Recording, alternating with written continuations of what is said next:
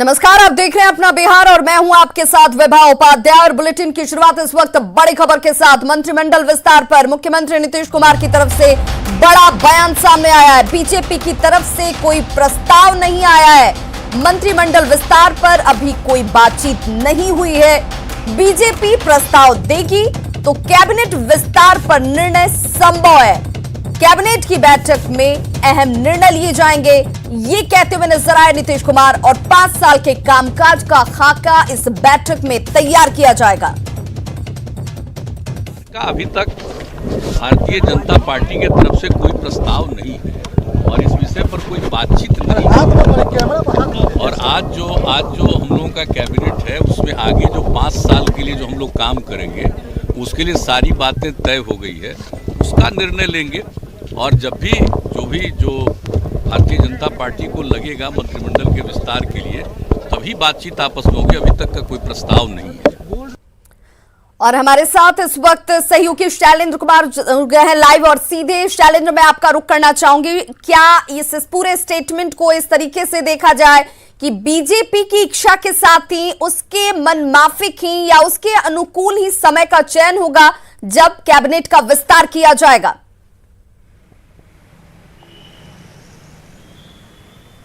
बिल्कुल, देखिए आज मुख्यमंत्री नीतीश कुमार ने गेंद जो है वो बीजेपी के पाले में डाल दिया है और साफ तौर पर उन्होंने कहा है कि बीजेपी की तरफ से कोई प्रस्ताव नहीं आया जिसके कारण विस्तार नहीं हो पाया है बिहार में मंत्रिमंडल का। और देखिए, इसको लेकर कई तरीके की चर्चाएं की जा रही थी।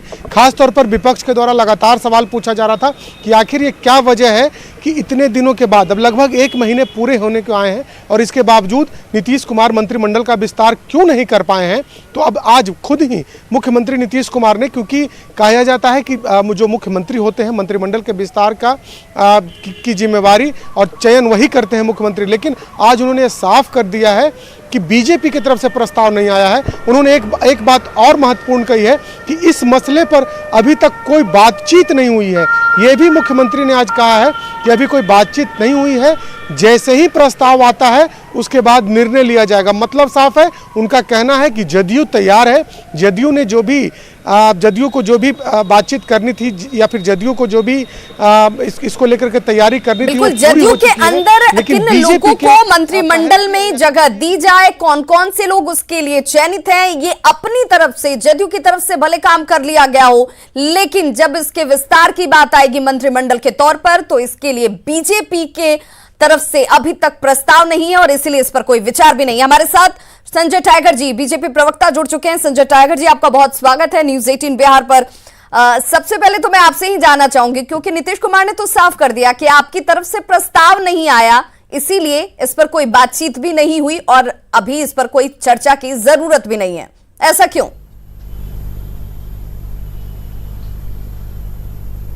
देखिए, मंत्रिमंडल का गठन, उसका विस्तार मुख्यमंत्री का विशेष अधिकार होता है, लेकिन बिहार में गठबंधन की सरकार है और एनडीए गठबंधन में 4 घटक दल शामिल हैं, भाजपा, जदयू, वीआईपी और हम। तो स्वाभाविक है चारों दल का जो नेतृत्व है आपस में बैठेगा, सहमति बनाएगा, उसके बाद मुख्यमंत्री जी इस संबंध में निर्णय लेंगे। संजय जी, लेकिन मुख्यमंत्री जी ने तो कह दिया, संजय जी, मुख्यमंत्री जी ने तो कह दिया कि बीजेपी की तरफ से प्रस्ताव आएगा तब इस पर बातचीत की जाएगी। सबसे ज्यादा संख्या आपकी है और ऐसे में क्या ये पूरा का पूरा दायित्व अब आपके ऊपर आ गया है? आप ही ये तमाम कोऑर्डिनेशन करेंगे और इसके साथ ही ये तस्वीर साफ होगी? देखिए, सरकार का नेतृत्व तो नीतीश कुमार जी ही कर रहे हैं मुख्यमंत्री के नाते, तो स्वाभाविक है जो घटक दल हैं उसके नेताओं से बात करेंगे और आपसी सहमति के बाद ही कोई निर्णय लेंगे। इसमें कोई द्वंद्व और दुविधा नहीं है, सब कुछ सही समय पर हो जाएगा। आप लोगों की तरफ से प्रस्ताव नहीं भेजे जाने के पीछे की वजह आप बता पाएंगे?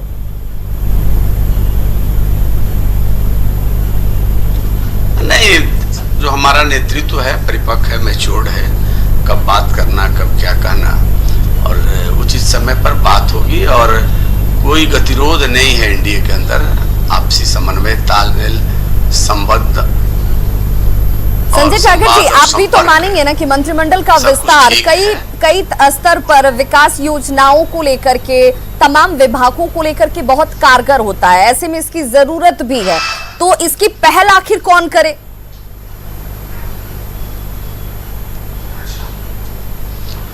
नहीं, देखिए जो विभाग है किसी न किसी मंत्री को आवंटित है, मुख्यमंत्री जी के पास है, तो कोई कामकाज रुका हुआ नहीं है, कामकाज गति से बढ़ रहा है और सही समय पर उसका विस्तार भी हो जाएगा। मंत्रिमंडल का आकार क्या हो, कौन लोग शामिल हो, ये मुख्यमंत्री जी और घटक दलों के नेता मिलकर तय कर लेंगे। ये कब तक हो जाएगा, कहीं ऐसा तो नहीं है संजय टागर जी, क्योंकि खरवास की शुरुआत हो गई है, अब ये 1 महीना जो है वो खरवास का चलेगा 14 से लेकर 14 तक, तो उसके बाद ही ये चीजें साफ होंगी।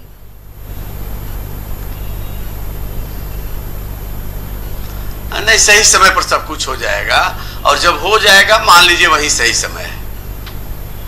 यानी उसके लिए कोई तारीख नहीं, और उसके लिए अगर सवाल उठ रहे हैं कि आखिर क्यों विस्तार नहीं हो रहा है, तो इसका सिर्फ एक ही जवाब आपको इस वक्त लगता है कि वो सही तारीख का इंतजार कीजिए। विस्तार के समय आप सबों को सूचना दी जाएगी। संजय जी, लेकिन आप तो ये मानेंगे ना कि मुख्यमंत्री ने अपने ऊपर कुछ भी नहीं लिया, उन्होंने कहा कि हमारे पर प्रस्ताव नहीं भेज रही है बीजेपी, यानी कि सवाल आपसे बनता है, आपको प्रस्ताव भेजना है। देखिए मुख्यमंत्री जी ने जो कहा है, मुख्यमंत्री जी ने जो कहा है उसका आशय स्पष्ट है, चूंकि गठबंधन की सरकार है, 4 घटक दल उसमें शामिल हैं, बीजेपी एक प्रमुख घटक दल है, तो सबसे विमर्श करके तभी ना नामों पर सहमति बनेगी। ये विमर्श कौन करेगा संजय जी? तारीख तय होगा, शपथ ग्रहण होगा। तो संजय मुख्यमंत्री जी ने ठीक ही कहा है, गठबंधन की सरकार जहां चलती है तो वहां सभी घटक दलों की राय ली जाती है, बीजेपी की भी राय लेंगे, स्वाभाविक है। ये इनिशिएशन कौन करेगा, किसकी तरफ से होगी?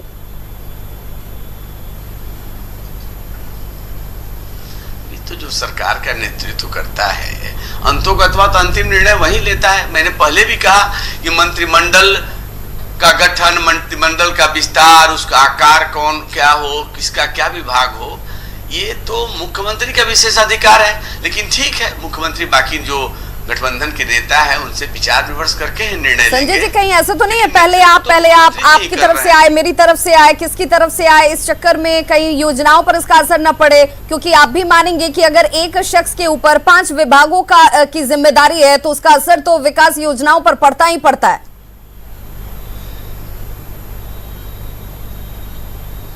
नहीं, सही समय पर विस्तार हो जाएगा, इसको लेकर ज्यादा चिंतित होने की जरूरत नहीं है और कोई योजनाओं पर असर नहीं पड़ रहा है। सारे मंत्री काम कर रहे हैं, विभागों का पर निगरानी रखे हुए हैं, विकास की गति तेजी से बढ़े इसके लिए सब लोग लगे हुए हैं।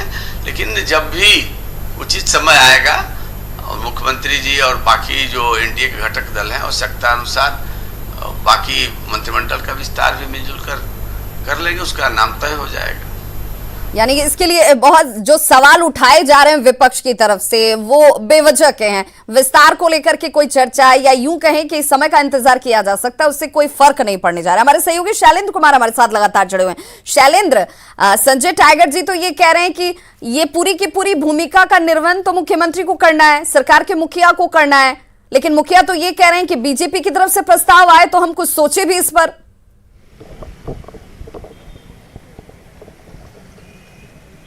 बिल्कुल, देखिए संजय टाइगर बीजेपी का बचाव कर रहे हैं। संजय टाइगर जो अपना बयान दे रहे हैं वो एक गठबंधन धर्म को निभाते हुए उन्होंने बयान दिया है, लेकिन जिस तरीके से आज मुख्यमंत्री ने बयान दिया और ये गेंद कहीं ना कहीं बीजेपी के पाले में डाल दिया है, तो अब जवाब बीजेपी को देना है। और फिलहाल देखिए संजय टाइगर के बयान से साफ है कि फिलहाल बीजेपी इस पूरे मामले पर कुछ ठोस बयान देने के स्थिति में नहीं दिखाई दे रही है, क्योंकि खुद मुख्यमंत्री ने यह कह दिया है कि बीजेपी के फैसले का इंतजार है, मतलब बीजेपी के प्रस्ताव का हमें इंतजार है। अब देखना होगा कि बीजेपी के जो बड़े नेता हैं इस पर उनका क्या बयान आता है, जो उप मुख्यमंत्री हैं वो क्या कहते हैं, क्या वाकई इसको लेकर के कोई पहल नहीं हुई है। यदि कोई पहल नहीं हुई है तो सवाल उठना लाजिमी है कि आखिर सरकार बनने के इतने दिनों के बाद तक आपने कोई पहल क्यों नहीं की, और ये पहल आखिर सचमुच हो किसकी तरफ से, क्योंकि एक दूसरे के ऊपर गेंद फेंकी जा रही है। मुख्यमंत्री नीतीश कुमार ये कहते हैं कि बीजेपी की तरफ से प्रस्ताव आएगा और बीजेपी का ये कहना है कि मुखिया की तरफ से ये तमाम चीजें शुरू की जाती हैं, गठबंधन के तमाम दलों के साथ बातचीत का जो रास्ता है और इस विस्तार की तरफ बढ़ने की ओर जो रास्ता है वो मुखिया की तरफ से लिया जाएगा। बहुत बहुत शुक्रिया संजय टाइगर जी आपका भी हमारे साथ जुड़ने के लिए और शैलेंद्र कुमार आपका भी हमारे साथ जुड़ने के लिए। आगे बढ़ते हैं। बिहार में भूमि राजस्व मंत्री रामसूरत राय ने भ्रष्टाचार के मुद्दे पर अपनी सरकार और विभाग पर खुद सवाल खड़े कर दिए हैं। उन्होंने यहां तक कह दिया कि बिहार में तो बड़े पैमाने पर करप्शन है। मेरे विभाग यानी कि राजस्व एवं भूमि सुधार विभाग में ही बड़े पैमाने पर भ्रष्टाचार व्याप्त है। उन्होंने ये साफ शब्दों में कहा कि जमीन का दाखिल भी गलत तरीके से हो रहा है। एक बड़े पैमाने पर भ्रष्टाचार व्याप्त है। खुले शब्दों में मैं कह रहा हूं, जो नीचे कर्मचारियों के द्वारा, अटॉर्नियों के द्वारा बहुत गलत तरीके से गलत जमीन का भी दाखिल खारिज कर दिया जाता है, बहुत जेन्युइन लोगों का भी काम नहीं होता है। तो सबसे समीक्षा के दौरान एक बहुत बड़ी बात मेरे सामने आई कि जो कर्मचारी के साथ जो अटॉर्नी काम कर रहे हैं, जो अनलीगल है। तो देखिए, मंत्री राम सूरत राय के बयान पर अब सियासत तो शुरू हो चुकी है। कांग्रेस और आरजेडी ने पूर्व मंत्रियों के कार्यकाल की जांच की मांग की है। जहां तक बात है कैबिनेट मिनिस्टर साहब का, जिन्होंने बयान दिया है, अभी नए हैं और सरकार के मैकेनिज्म को उनको समझना चाहिए। उनकी सरकार है और उनको ये समझना चाहिए कि जिस सरकार में वो कैबिनेट मिनिस्टर हैं, वो सरकार करप्शन के मामले में ज़ीरो टॉलरेंस रखती है। और कोई ऑफिसर या कोई भी पदाधिकारी या कोई भी नेता अगर करप्शन करते हुए पकड़ा जाएगा, करप्शन करते हुए पाया जाता है, तो उसके खिलाफ कार्रवाई होगी, सख्त कार्रवाई होगी। बिल्कुल, आज उनके बयान को हम लोगों ने भी देखा है, जो अखबारों में छपा है। तो वह तो विपक्ष के उन आरोपों को ही एक तरह से पुष्टि करता है कि यह सरकार के विभिन्न विभागों में, इस सरकार के विभिन्न विभागों में आकंठ भ्रष्टाचार है।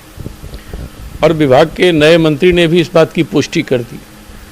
तो मैं समझता हूं कि बयान देने के बजाय वर्तमान मंत्री को पूर्व के मंत्री के क्रियाकलापों की जांच की अनुशंसा करनी चाहिए। तो जो सच्चाई था उन्होंने बयान दिया है। सरकार की जो सच्चाई है, कलई खुल गई और सरकार के मंत्री ने कलई खोला है। ये जनता कहती थी तो लोग नहीं मानता था। अब खुद मंत्री ही कह रहे हैं कि राजस्व विभाग में बिना पैसा दिए हुए दाखिल खारिज नहीं होता है, रसीद नहीं काटा जाता। ये सच्चाई है और सरकार इसके संज्ञान लेना चाहिए। तो भूमि सुधार विभाग में खुद मंत्री ये कह रहे हैं कि भ्रष्टाचार व्याप्त है और इसकी जड़ें काफी गहरी हैं। अब गया वासियों के लिए खुशखबरी है। जी हां, गया एयरपोर्ट से नई दिल्ली के अलावा अब मुंबई के लिए भी इंडिगो की फ्लाइट सेवा की शुरुआत हो रही है। गया से मुंबई के लिए यह सुविधा सप्ताह में 4 दिन मिलेगी। 25 दिसंबर से गया एयरपोर्ट से मुंबई के लिए इंडिगो की सीधी उड़ान सेवा शुरू हो रही है और इसके लिए बुकिंग की भी शुरुआत हो गई है।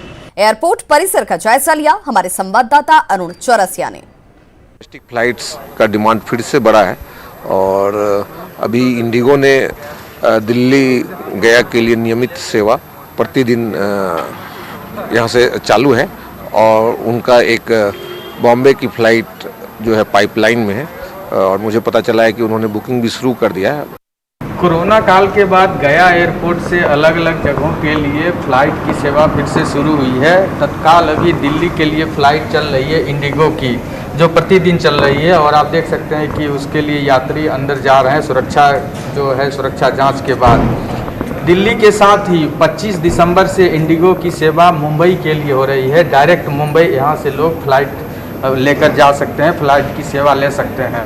तो मुंबई और इससे पहले ही इंडिगो ने कोलकाता के लिए, बेंगलोर के लिए भी अनुमति ली थी गया एयरपोर्ट प्रशासन से और वो भी अगर जो यात्री हैं उनकी डिमांड होती है तो वहाँ के लिए भी सेवा शुरू होगी।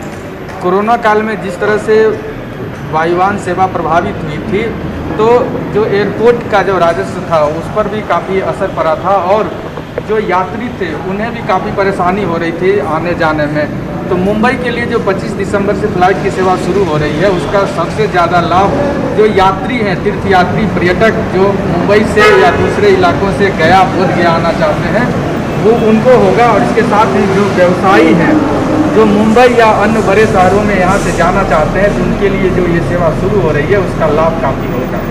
सहयोगी विपिन के साथ अरुण चौरसिया, न्यूज़। वहीं सीएम नीतीश कुमार ने पटना हवाई अड्डे का निरीक्षण किया। निरीक्षण के बाद सीएम ने कहा कि पटना हवाई अड्डे के विस्तार के लिए सरकार जमीन का आवंटन करेगी। साथ ही सीएम ने यह भी कहा कि सरकार की कोशिश है कि हवाई अड्डे को ऐसा विकसित किया जाए कि ज्यादा से ज्यादा विमान यहां पर उतर सकें।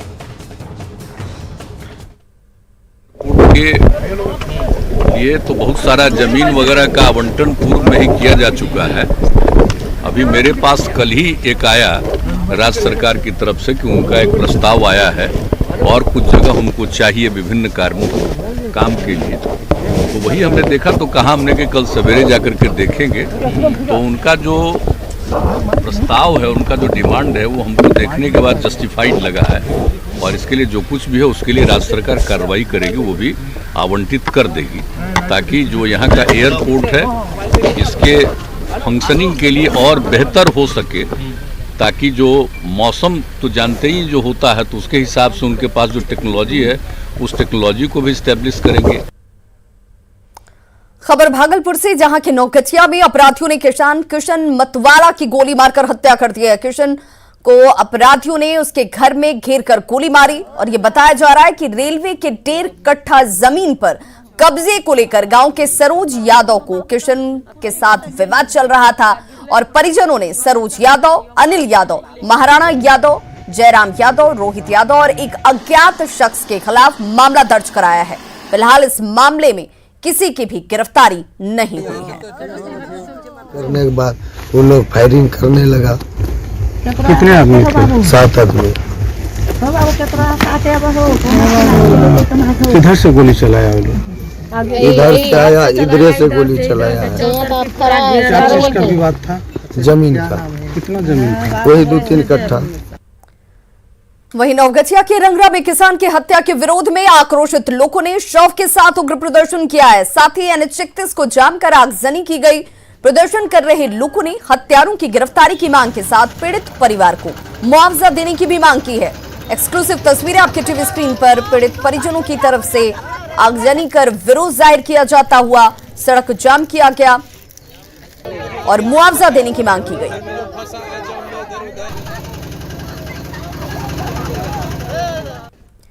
वहीं रोहतास के कोचस में पेट्रोल पंप मालिक राहुल सिंह हत्या मामले में एएसपी ने कार्रवाई करते हुए कोचस थाने के थाना अध्यक्ष राकेश कुमार और पेट्रोलिंग इंचार्ज बाल मुकुंद पासवान को सस्पेंड कर दिया है।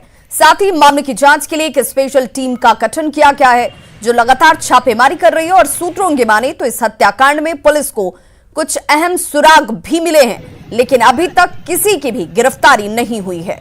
आपको बताते चलें कि कल बेखौफ अपराधियों ने कोचस बाजार में दिन दहाड़े पेट्रोल पंप के मालिक राहुल सिंह की गोली मारकर हत्या कर दी थी, जिसके बाद लोगों में काफी आक्रोश है। वहीं वारदात के बाद स्थानीय व्यवसायियों में भी दहशत का माहौल है।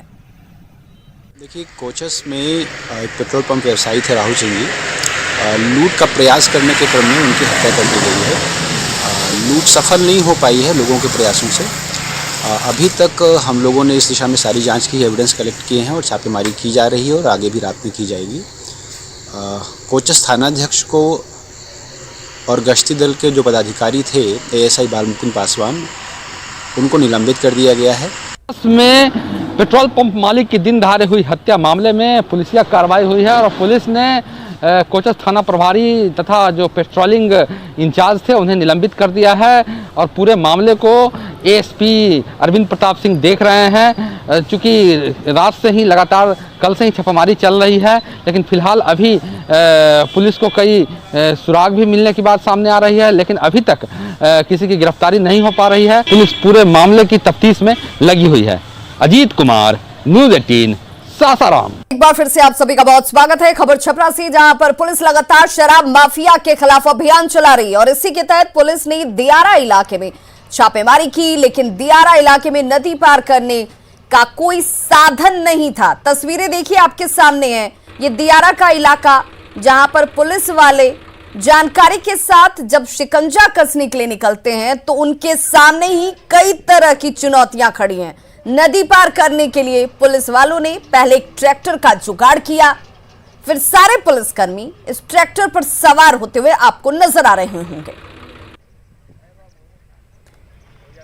नदी में पानी कम था और इसीलिए ट्रैक्टर पुलिसकर्मियों को लेकर नदी पार कर गई। नदी पार करने के बाद पुलिस ने दियारा इलाके में सघन तलाशी अभियान चलाया।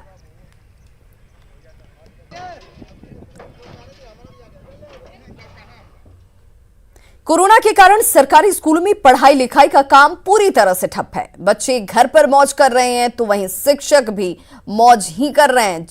जिले के सिकंदरा प्रखंड के +2 धोबी सिंह सहोदरा उच्च विद्यालय में कुल 16 शिक्षक हैं, लेकिन स्कूल में 2 ही शिक्षक ड्यूटी पर हैं। सरकारी निर्देश के मुताबिक सभी शिक्षकों को स्कूल आना अनिवार्य है, लेकिन ग्राउंड जीरो पर जब न्यूज 18 की टीम पहुंची तो सिर्फ 2 शिक्षकों की मौजूदगी थी। इस बाबत जब प्रिंसिपल से सवाल किया गया तो वो बगले झांकने लगे और गोलमोल जवाब दिया गया। +2 धोबी सिंह सहोदरा उच्च विद्यालय का जायजा लिया हमारे संवाददाता केसी कुंदन ने। कोरोना संक्रमण के कारण स्कूलों में पढ़ाई बंद है और बच्चे स्कूल नहीं आ रहे हैं, लेकिन शिक्षक स्कूल आ रहे हैं। वो इसलिए कि सरकार का निर्देश है। वहाँ पर शिक्षक क्या कर रहे हैं इसके बारे में जानेंगे।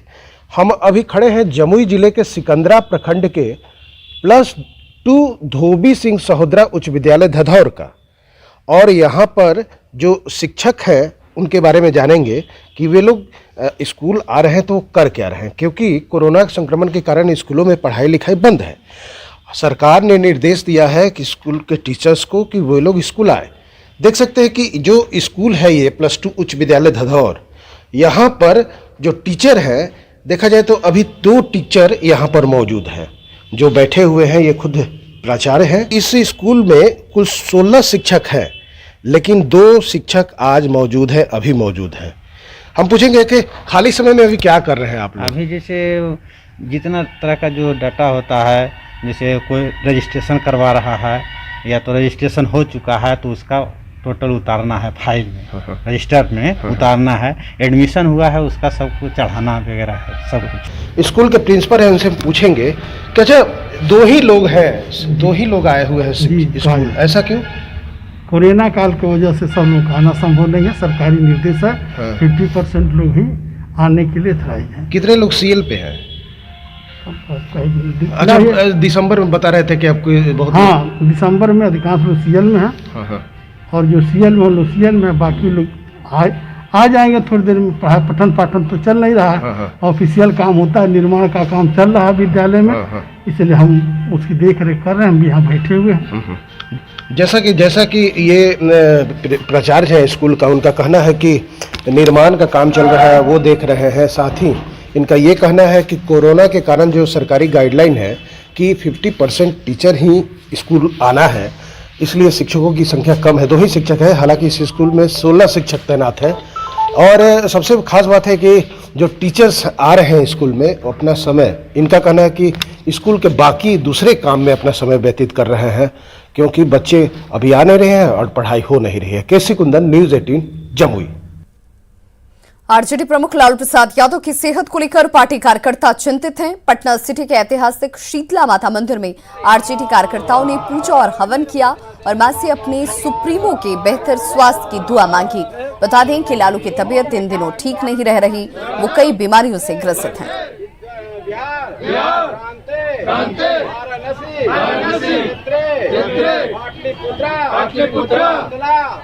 एक ही ये हमारे ही नहीं, पूरे बिहार, पूरे हिंदुस्तान के एक ही उद्देश्य। काफी दिनों से राष्ट्रीय अध्यक्ष आदरणीय लालू प्रसाद यादव जी बीमारी से ग्रस्त और केंद्र और राज्य दोनों के संयंत्र के चलते आज लालू जी जेल में। और अब बात किसानों के दर्द की। समस्तीपुर के किसान फसल का उचित मूल्य नहीं मिलने की वजह से खुद उसे नष्ट कर रहे हैं। गोभी की फसल का उचित मूल्य पर नहीं खरीदे जाने की वजह से किसान जो हैं वो बेहद परेशान है और अपनी फसल को वो खुद ट्रैक्टर चलाकर नष्ट कर रहे हैं। किसानों का कहना है कि लाखों रुपए लगाकर गोभी की फसल लगाई थी, फसल तैयार होने के बाद 1 रुपए प्रति किलो भी गोभी को खरीदने वाला खरीदार नहीं मिल रहा और इसी वजह से किसानों ने अपनी फसल को खुद लगाया, खुद उपजाया और फसल तैयार होने के बाद खुद से ट्रैक्टर चलाकर उसे नष्ट कर रहे हैं। विभाग में जो है से हम मंडी में ले जाते थे गोभी, उसके बाद बिक नहीं रहा था, उसके बाद जो है रेट नहीं लग रहा था, तो लेबर खर्चा, डीजल खर्चा बहुत बात है, तो बुरा लगता था, तो उसके कारण हल चलाए और उसके बाद है सरकार ध्यान देती नहीं है। उपजाया हुआ सामान का कोई बाजार में कीमतें नहीं है, इसी में मजबूरी में लोग जाके आत्महत्या किसान कर लेती है, कर्जा महाजन करके खेती करते हैं। हमने भी सारे 3 लाख रुपया हमने भी KCC कराया और सारा पूंजी लगाया सब्जी के खेती में, और खेती किया फेलियोर, उपजा सब्जी, उसका भाव नहीं है, अब भाव नहीं है तो हल चलाना पड़ गया। तो किसानों की परेशानी से जुड़ी एक बेहद ही कह सकते हैं परेशान करने वाली ये तस्वीर, जहां पर किसान अपनी मेहनत से फसल को उपजाता है और उसके बाद उचित कीमत नहीं मिलने की वजह से खुद ही इसे खत्म भी कर रहा है। खबरों का सिलसिला लगातार जारी है, आप देखते रहिए न्यूज़ 18 बिहार झारखंड।